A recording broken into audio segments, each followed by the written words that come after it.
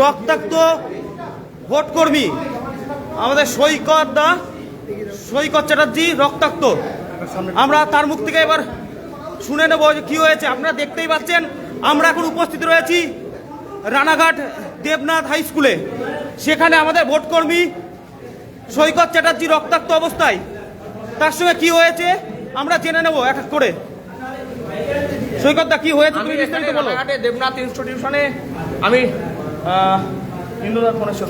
আমি ট্রেনিং করতে এসেছি। ট্রেনিং শুরুর আগেই এখানে সাদা পর্দায় মমতা ব্যানার্জির অ্যাড দেখাচ্ছে দীঘার মন্দির নিয়ে। আমি অবজেকশন করেছি, আরো আমার অনেক দাদারা ছিলেন, এই যে এই দাদাও অবজেকশন করেছে, আরো অনেক দাদা এখানে ছিলেন তারা অবজেকশন করেছে। আমরা বলেছি যে এটা নির্বাচনী বিধিভঙ্গ হচ্ছে, আমি আই কার্ড দেখতে চেয়েছি, এটাই আমার অপরাধ।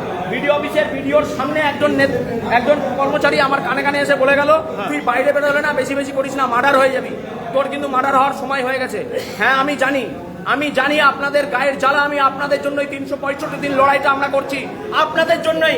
এই বিডিও অফিসের কর্মচারীদের জন্য আমি 11 দিন অনশন করেছিলাম, তাই আজকে আমাকে রক্তাক্ত করা হলো।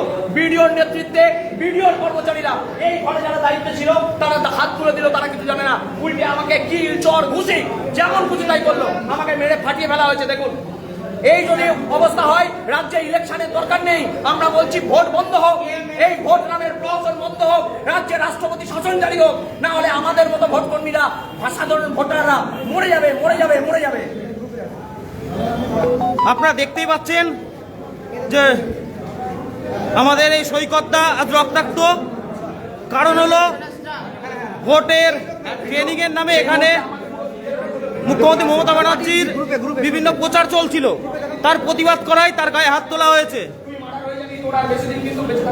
তাকে হুমকি দেওয়া হয়েছে, সে মার্ডার হয়ে যাবে। আমার অপরাধ, আমি আই কার্ড দেখতে চেয়েছি, আমি বলেছি আপনাদের জন্য আমি 11 দিন অনশনে ছিলাম।